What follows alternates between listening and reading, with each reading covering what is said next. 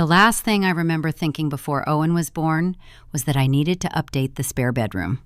We had painted it pale yellow together, Nathan and I, on a Saturday in March with the windows open and old music playing from a Bluetooth speaker balanced on the windowsill.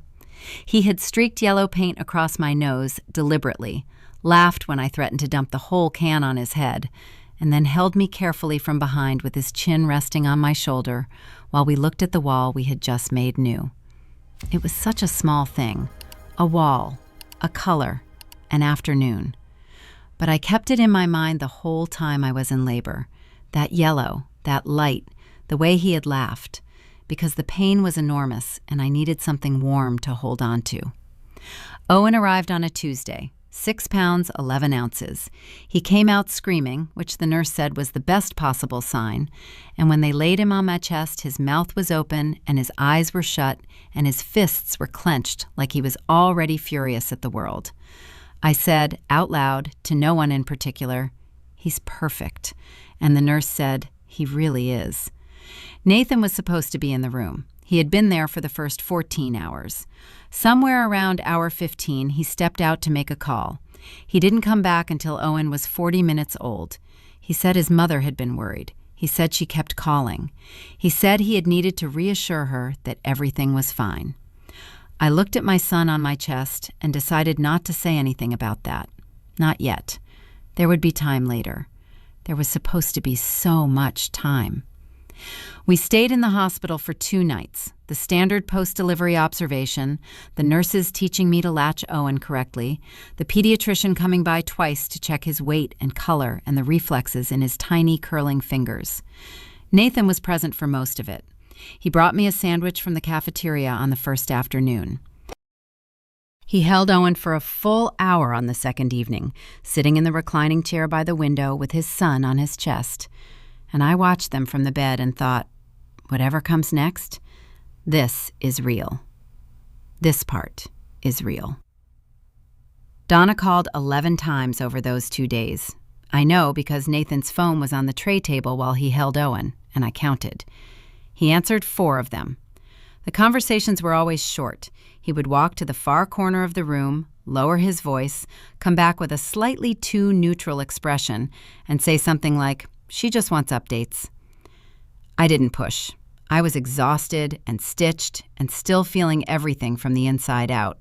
And I told myself that Donna's neediness was a known quantity, a managed problem, something we had been navigating for 3 years of marriage and would continue to navigate with the same careful patience. Our house was 20 minutes from the hospital, a 1940s craftsman with a deep front porch and original hardwood floors, and a kitchen I had renovated with my own savings the year before we got married. I had bought it alone, at 26, with a down payment I had spent 4 years assembling, and my name was the only one on the deed because at the time Nathan and I had only been together for 8 months, and it was my money and my risk and my future. We had talked about adding his name after the wedding.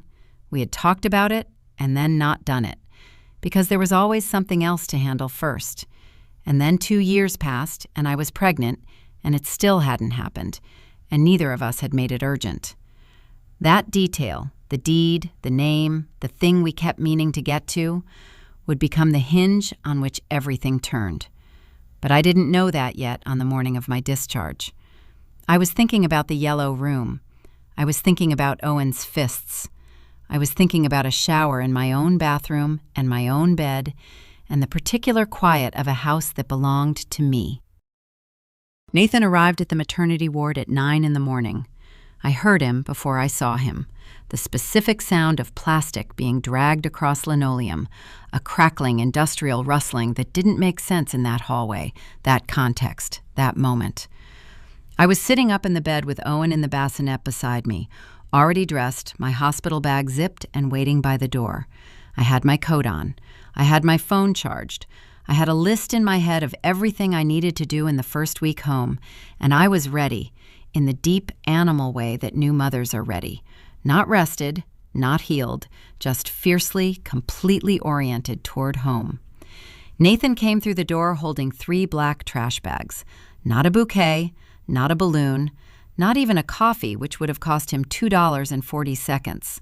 3 black trash bags, the large kind, the kind you use for yard waste or a clean-out. He was holding them by their yellow drawstring ties, and they were empty, collapsed, rustling, enormous, and he had the expression on his face that I had learned to recognize over 3 years of marriage. Not guilt exactly, something adjacent to guilt. The look of a man who has already had the conversation he is about to have with someone else and has arrived at his position and has decided that position is final. "Hey," he said. I looked at the bags. I looked at him. "What are those?" I said.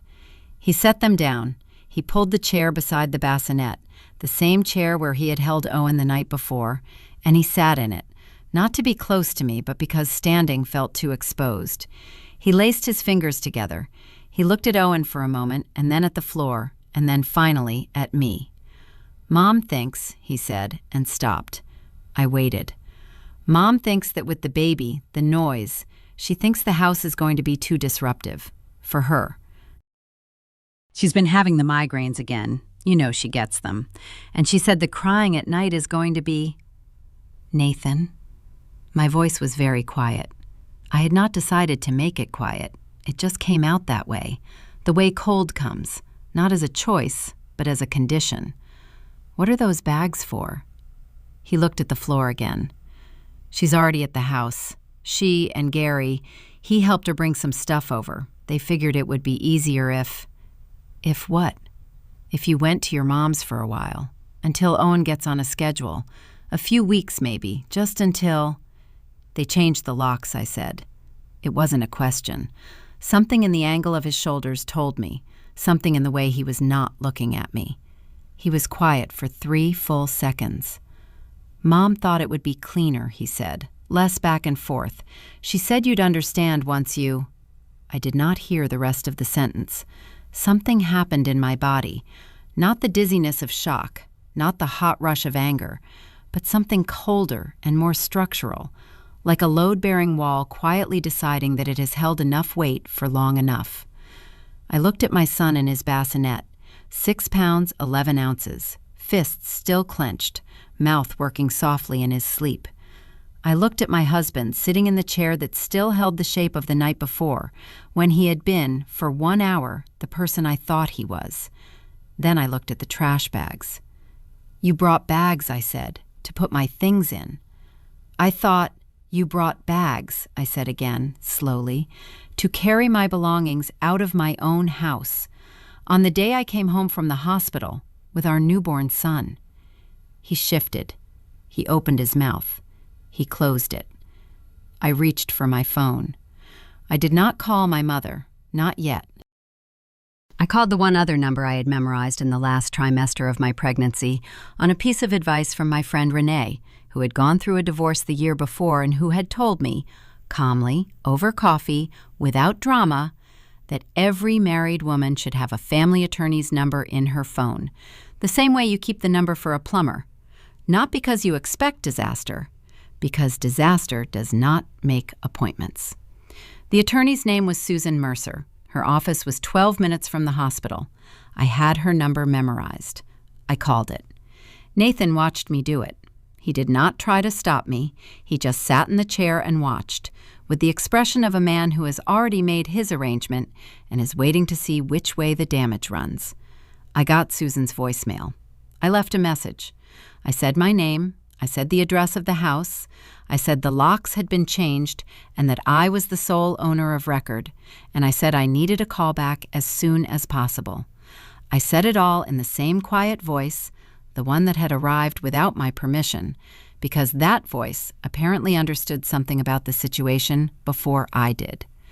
Then I put the phone down and looked at my husband. "I'm going to need the car seat," I said. "Help me get Owen to the car." He opened his mouth. "The car seat, Nathan." He stood up. He helped me with the car seat. He carried my hospital bag. He did not touch the trash bags. We walked out of the maternity ward in silence, the 3 of us, me, Nathan, and Owen in his carrier, and the black trash bags stayed on the floor beside the bassinet, collapsing slowly in the fluorescent light, empty and enormous and already looking like evidence. My mother's name is Patricia. She is 61 years old, and she keeps a garden that people slow down to look at from the street. She grows tomatoes and dahlias in the same bed, an arrangement that has no logic except her own, and that produces every August the most extravagant mess of color and fruit I have ever seen. She has lived in the same house for 34 years. She made the curtains herself. She still has a landline. When I called her from the hospital parking lot, she picked up on the second ring. I told her what Nathan had said. I told her about the bags. I told her about the locks. I kept my voice steady because Owen was in the car seat behind me, and Nathan was standing 6 feet away, loading the trunk with my hospital bag, and I was not going to come apart in front of either of them. My mother was quiet for a long moment. Then she said, "Come home." Just that. 2 words. Not, "I told you so." Not, "I knew that woman was trouble." Not any of the things she had been careful not to say for 3 years of watching Donna arrange and rearrange our lives like furniture in someone else's house. Just, "Come home." The 2 most useful words in the English language, said in the voice that meant the kettle was already on and the spare room was already made up. Nathan drove us. He had not been invited to drive us. I had simply not told him not to, because Owen was in the car and I was 2 days out of delivery, and driving myself was not something I was willing to attempt on principle in that moment. We sat in silence for most of the 20-minute drive. Owen slept.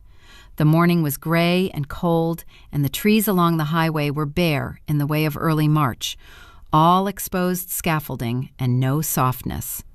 Halfway there, Nathan said, "It's not permanent. She just needs time to adjust." I looked out the window. "She's not great with change," he said. "You know that. She needs things in a certain order." I said nothing. "It'll be a few weeks. I'll talk to her. We'll work something out." I turned and looked at him. He was watching the road. His jaw was set, and his hands were at 10 and 2, and he looked, in that moment, like a man reciting something he had rehearsed, hitting his marks, saying his lines. I had seen this performance before in smaller versions, when Donna had announced she would be joining us for our anniversary dinner, when she had rearranged my kitchen during a visit and then told me the new arrangement made more sense, when she had given Nathan money and told him not to mention it to me, and he had not mentioned it to me. Small performances, small erasures. This was not small. "She changed the locks on my house," I said, "on the day I came home from the hospital.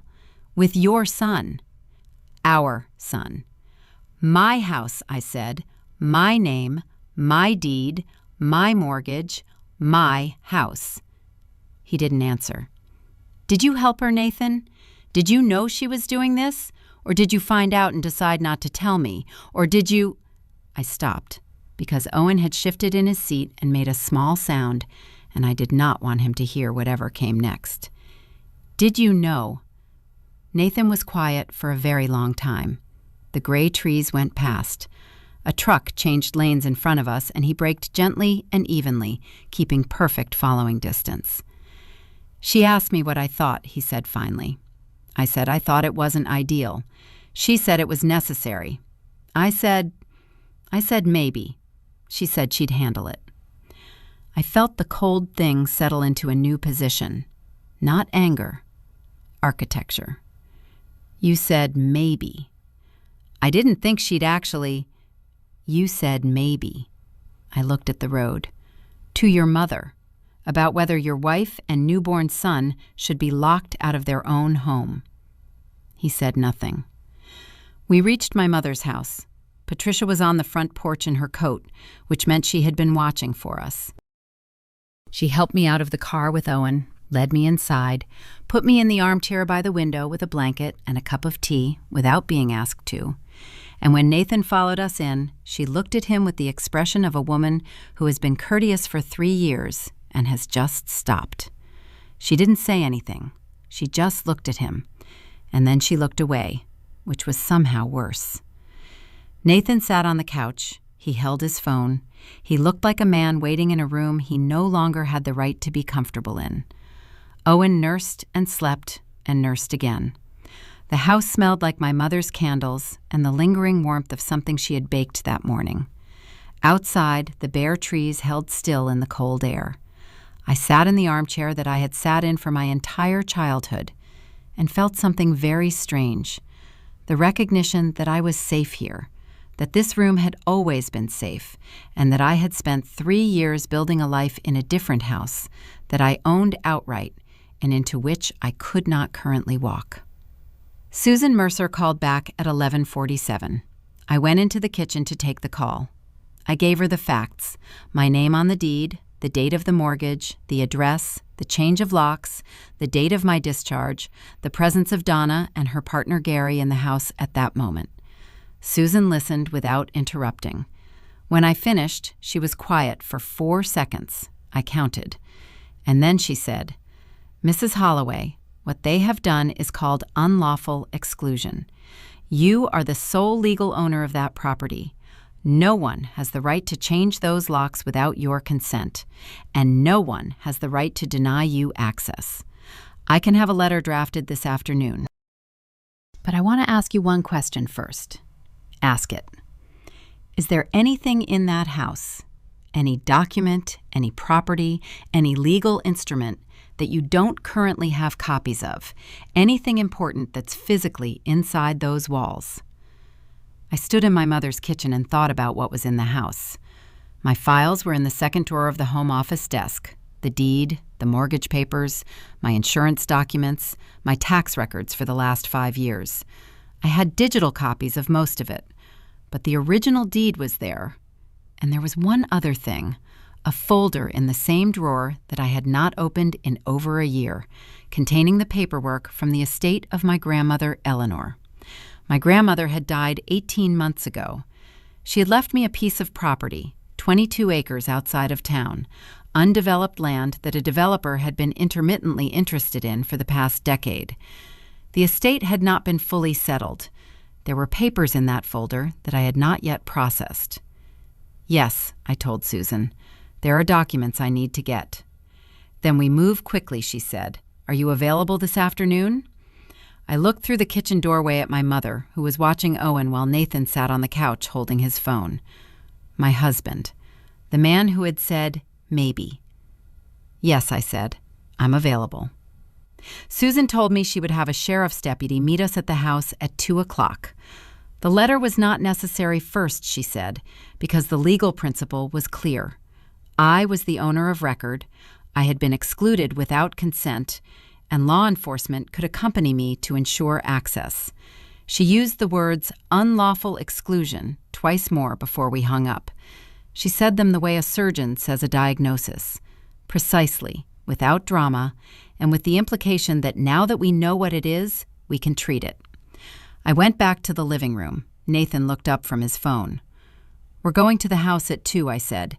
"You can come or not." "That's up to you." He stood. "Claire, a deputy will be with me," I said, "to ensure access, since the locks have been changed on my property." Something moved across his face, something that might have been, in a different man, in a different version of this marriage, the precursor to understanding. But it settled too quickly into the familiar arrangement, the jaw, the hands, the retreated eyes, and I saw that he was calculating, not reckoning. He was thinking about his mother's reaction, not about mine. "She's not going to like this," he said. "Nathan," I said, and my voice was the cold, quiet one again, the one that had arrived without my permission in the hospital room and had apparently decided to stay. "I don't care." Outside, the gray morning had not changed. The bare trees stood in their scaffolding. My son slept in my mother's house, warm and small, and entirely unaware that the yellow room his parents had painted together was currently occupied by someone who had decided, with more calculation than I had yet fully understood, that it belonged to her. We arrived at the house at 1:58. Susan Mercer met us in the driveway in a black coat with a briefcase over one shoulder, shaking my hand with the brisk warmth of someone who has done this before and is not alarmed by any of it. The deputy, young, broad-shouldered, with a name tag that read Kowalski, was already parked at the curb. He nodded to Susan, nodded to me, barely looked at Nathan. My house sat at the end of a quiet street of craftsman bungalows, the kind of street where people know each other's cars and notice when something is out of the ordinary. I noticed, as we pulled in, that the curtains in the front window were different. Donna had replaced my white linen curtains, the ones I had ordered from a catalog and spent an entire Sunday hanging, with something heavier, a deep burgundy, the kind of heavy drape that blocks all the light. In the 6 weeks since I had last been home before the hospital stay, she had apparently redecorated my front room. I absorbed this fact. I filed it. Deputy Kowalski knocked on the door. There was a pause, long, intentional, the kind of pause meant to communicate inconvenience. Then the door opened and Donna appeared. Donna Holloway was 58 years old, with the posture of a woman who has always stood at the front of whatever room she was in. She was not physically large, but she had a quality of occupation. She filled the doorway the way certain people fill doorways, with the implication that the space beyond her was hers, and the space before her was being granted at her discretion. She was wearing an apron. She had been cooking.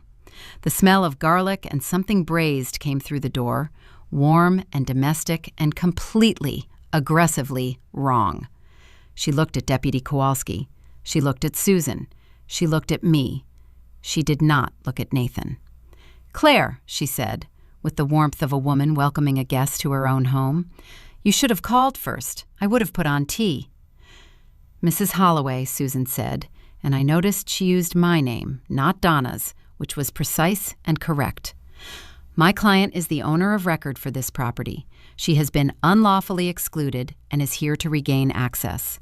Deputy Kowalski is here to ensure that access is peaceful and unimpeded." Donna looked at Susan for a long moment. Then she smiled, a thin, controlled smile that did not reach her eyes or alter the arrangement of her face above the cheekbones.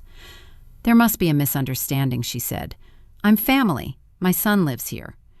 "Your son's name is not on the deed," Susan said pleasantly. "Shall we come in?" For a moment, 3 seconds, 4, Donna did not move. She looked at her son. Nathan was standing slightly behind me and to the left, and when his mother looked at him, he did not step forward, did not speak, did not make any gesture of solidarity in either direction. He simply stood there, in the particular posture of a man who has arranged for 2 different women to be in conflict and is hoping to survive by not being the tallest object in the storm. Donna stepped aside. We went in. The house had changed more than the curtains.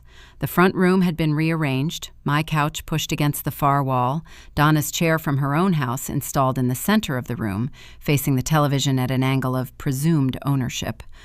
My grandmother's throw blanket, which I kept folded over the arm of my couch, was gone. There were 2 boxes against the hallway wall that I recognized as Donna's, the brown packing kind, taped and labeled in her handwriting. And on the mantel above the fireplace, where I kept a framed photograph of Nathan and me from our wedding, there was a new arrangement. Donna's family photos, 3 of them, in silver frames, placed at even intervals where my photograph had been. My photograph was not visible anywhere. I walked into the kitchen.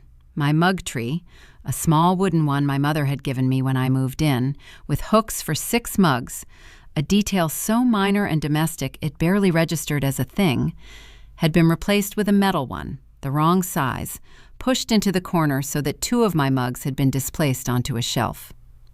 My refrigerator had a whiteboard on it now, a weekly meal plan in Donna's handwriting. My spice rack had been reorganized and my labels covered with new stickers in Donna's handwriting.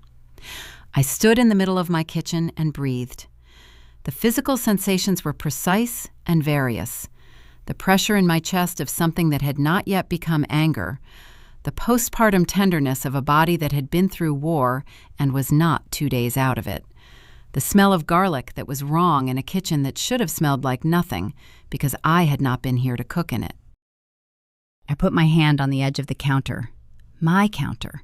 The soapstone I had chosen from 3 different samples on a Saturday afternoon 3 years ago, running my palm across each one until I found the one that felt right, and I let the solidity of it ground me. Then I went to the home office. The desk was intact, the second drawer opened normally. My files were there, the deed, the mortgage, the insurance, the taxes.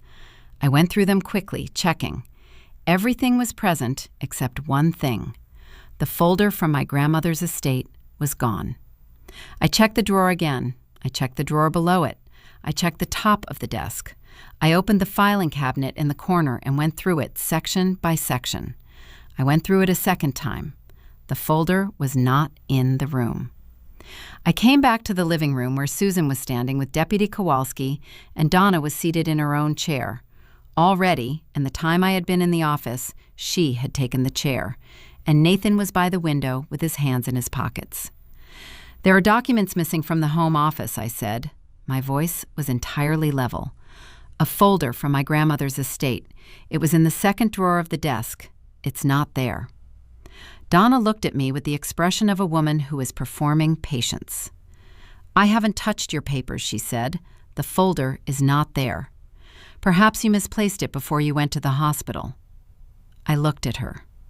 I looked at her for a long time, long enough for the performance of patience to develop a very slight tremor at its edges. Then I looked at Susan. "I'd like a full record made of this," I said. Susan was already writing. Deputy Kowalski cleared his throat. "Ma'am," he said to Donna, "if documents belonging to the property owner have been removed or relocated, that could constitute—" "I haven't touched anything," Donna said. "Then you won't mind if we look," Susan said pleasantly. Donna stood up from the chair. She straightened her apron. She looked at Nathan one more time, the kind of look a commander gives a subordinate when she wants to see whether they are still in formation. And Nathan looked at the floor. She looked at me. "I only want what's best for my son," she said. "I only want what's best for this family. I'm sure you understand that, Claire. We're all on the same side here." I thought about the trash bags. I thought about the burgundy curtains. I thought about the wedding photograph that was no longer on my mantel. "We're going to need to look through the house," I said. "All of it. Now." We looked through the house. The folder from my grandmother's estate was in the third box in the spare bedroom, the one that was no longer painted yellow. Someone had repainted it. Not recently, not before I had gone to the hospital. I had been in this room 6 weeks ago, but in the days since I had been admitted. The walls were now a cool gray, and the crib Nathan and I had assembled in October was against the far wall, and on top of Donna's open box, among her linens and her spare shoes and a framed photograph of Nathan at age 6, was my grandmother's estate folder, open, with several pages displaced from their original order. Several pages and one additional sheet that had not been there before. I picked it up. It was a document I had never seen, a typed letter on plain paper, unsigned, addressed to no one, but describing, in precise legal language that had not been drafted casually, the terms under which the 22 acres from my grandmother's estate would be transferred. Not sold, transferred, to a company I didn't recognize, represented by a name I had never heard. I turned the page over. On the back, in pencil, so light it was almost invisible, were 2 numbers that I recognized, the parcel number for the land and a dollar figure that was significantly below any reasonable market value. I stood in the repainted room that used to be yellow and held the document and felt, very precisely, the ground shift. Susan looked at the document for 45 seconds without speaking. Then she put it in her briefcase. "I'm going to need to photograph everything in this folder before we leave," she said. "And I'm going to need the names of everyone who had access to this house between your hospital admission date and today." We were standing in the hallway outside the spare room. Deputy Kowalski was in the living room. From the kitchen came the sound of Donna moving around, the quiet, purposeful movements of a woman preparing dinner in a house where dinner is expected of her, a performance of domesticity so practiced it was almost hypnotic. Nathan was somewhere behind me. I could hear him breathing. "Nathan," I said without turning around. "Yeah?" "Who had access to this house while I was in the hospital?" A pause. "Me, and Mom, and Gary to help her move stuff." "Anyone else?" Another pause. "I don't think so." I turned around. He was leaning against the hallway wall with his arms crossed, and he had the look he sometimes got when a conversation was going somewhere he hadn't anticipated. Not the performance look, not the calculated look, but something underneath both of those, something that might once have been a conscience. "Nathan, who helped your mother draft that document?" He looked at the folder in Susan's hands. He looked at it for a long time. "I don't know what that is," he said. "It's a transfer document for my grandmother's land.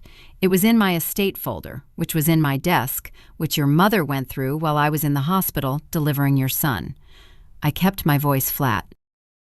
The cold, architectural voice had become my permanent register now, and I understood that this was not a performance, but a function. If I let it warm, if I let it crack into the heat underneath, I would not be able to see clearly. And I needed to see clearly more than I needed anything else at this moment.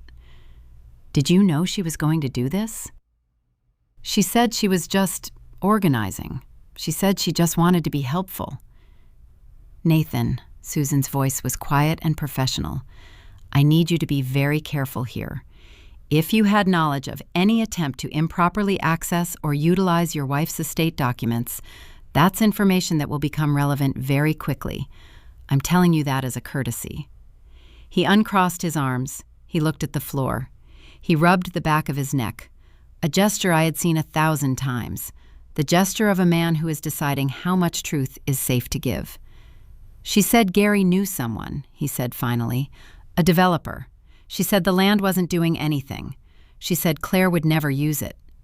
The floor shifted again, further this time. "She said I would never use it," I repeated. "She said it was sitting there. She said if the family—" He stopped. "If the family sold it," I said, "you would have money. That's what she said." He didn't answer. "And you thought," I said, "that because my name is on the deed but not yours, because we never got around to that particular task in 3 years of marriage, that—" I didn't think it would go this far. I looked at my husband. He was 32 years old, and I had known him for 5 years and married him for 3, and we had painted a room yellow together on a Saturday in March, and the day before yesterday he had sat in a hospital chair for 1 hour, holding our son, and looked like the person I believed him to be. I had held that image for 41 hours. I had carried it through contractions and through the fluorescent nights of the maternity ward and through the silent drive from the hospital to my mother's house. I had carried it the way you carry something you are not ready to put down. I put it down. "Susan," I said, "what do we need to do?" What we needed to do was extensive and immediate. Susan photographed every page of the estate folder. She photographed the unsigned document and its penciled numbers. She photographed the condition of the house, the moved furniture, the repainted room, the replaced curtains, in a methodical sweep from room to room that Deputy Kowalski accompanied and that Donna, emerging from the kitchen, watched with a stillness that was the first sign I had seen of her losing her composure. Not anger, not fear, just stillness, the kind that happens when a plan encounters unexpected friction. "I'd like to know why you're photographing my home," she said to Susan. "This is not your home," Susan said, still pleasantly. "This is Claire Holloway's home. I represent Claire Holloway. I am Nathan's mother. I am family." "That's noted," Susan kept moving. Donna turned to me. "You're making this into something it isn't," she said. Her voice had a new quality now. Not cold, not warm, but calibrated, the kind of voice that is deciding how much force to apply. "I came here to help.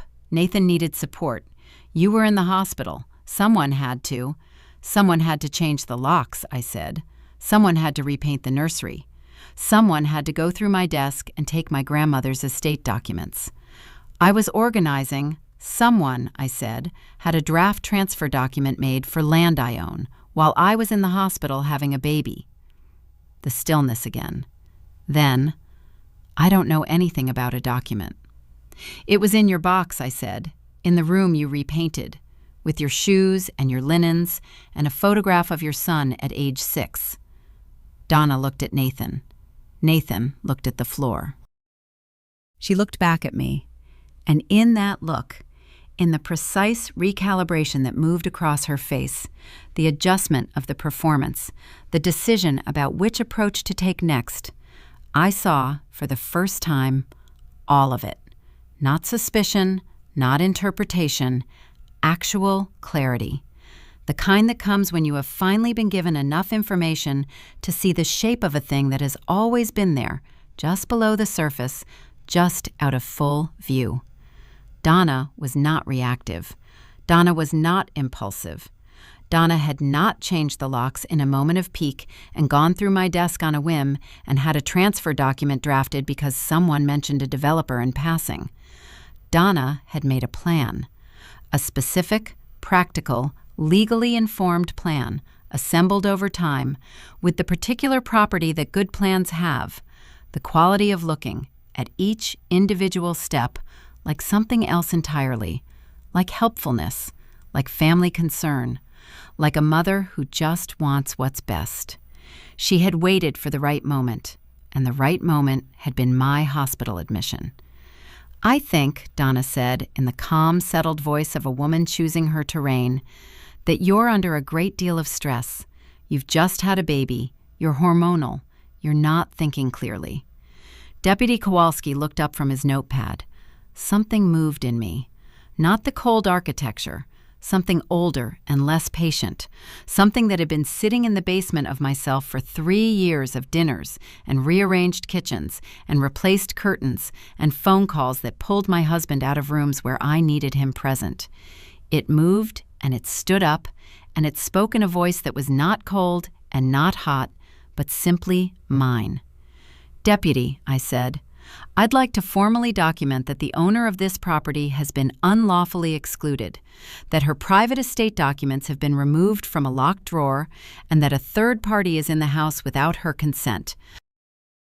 I'd also like to note that that third party just suggested my mental state is impaired as a response to a factual accounting of events, Deputy Kowalski wrote. Donna watched him write. Nathan stood in the hallway, holding his own silence, like a man holding a burning thing, waiting for the moment he could put it down, not yet having found the ground to put it on. The smell of garlic was still in the air. The table in the dining room, I noticed through the doorway, had been set for 3. 3 plates, 3 glasses, 3 sets of silverware. My grandmother's silverware, which I kept in the sideboard and which Donna had apparently found and used. Set for 3. As if for a celebration. Nathan, Donna, Gary. The table set and the dinner in the oven, and the locks changed and the documents in the box, and the nursery repainted.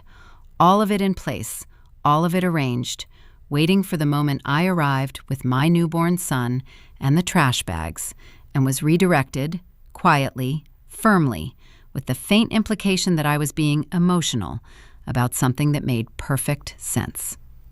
I stood in my dining room and looked at my grandmother's silverware on my table and understood, with a completeness that settled into my bones and stayed, that I was not going to spend one more moment being redirected. The thing about a plan is that it requires all its parts to hold. Remove one piece and the structure doesn't just weaken. It fails in ways the planner didn't model, in directions they didn't anticipate, because planners plan for the world as they understand it and cannot fully account for the world as it is. Donna's plan required Nathan's cooperation. Nathan's cooperation required his silence. His silence required my ignorance. My ignorance required that I arrive at that door with the trash bags and be manageable, tired, postpartum, uncertain, more committed to keeping the peace than to understanding what was being taken from me. I was tired. I was postpartum. I was uncertain about many things. I was not ignorant, and I was not manageable, and the plan had not accounted for Susan Mercer.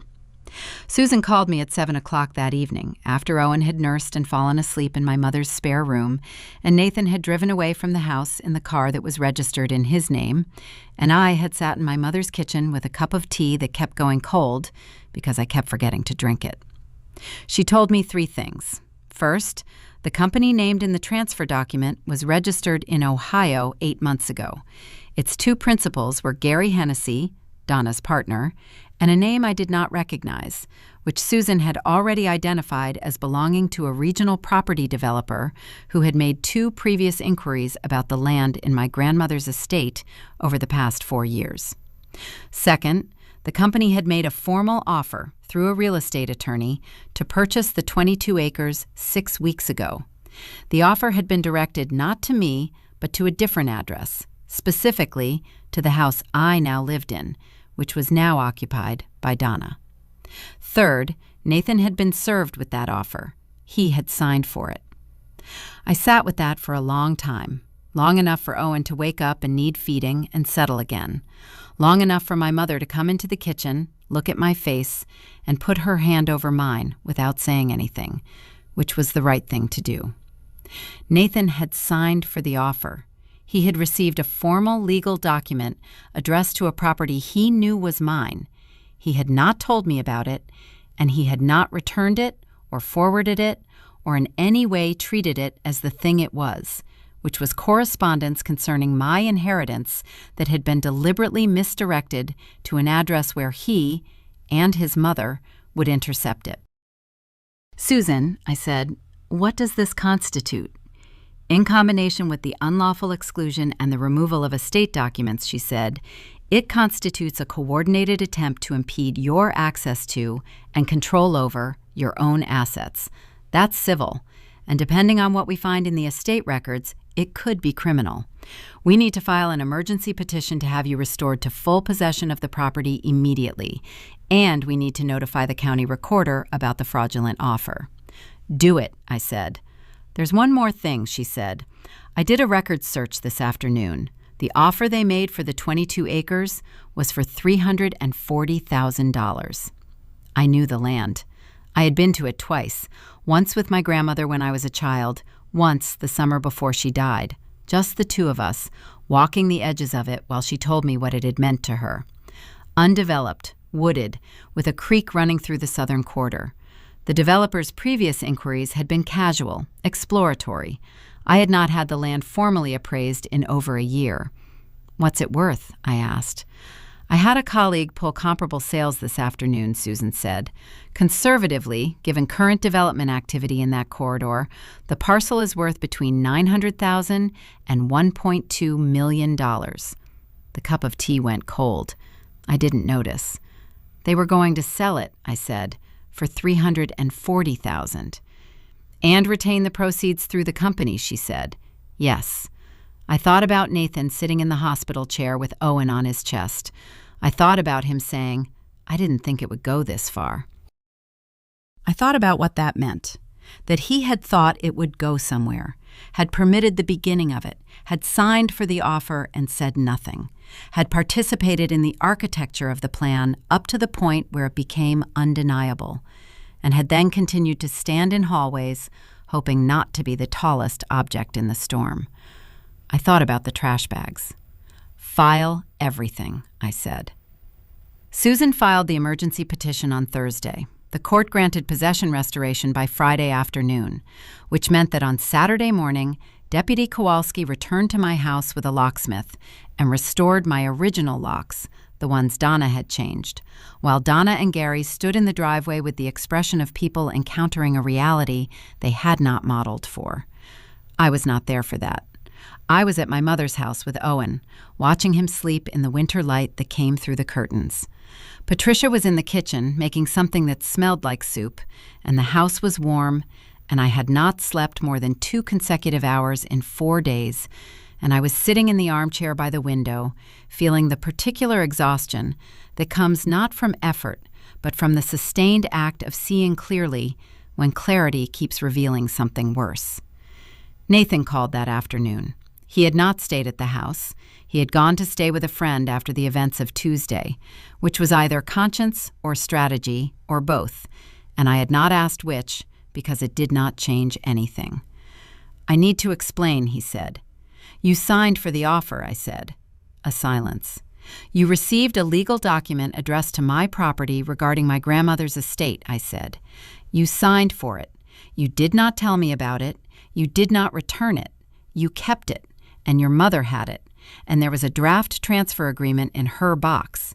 Nathan, you need to understand what I'm saying to you. This is not about your mother's behavior.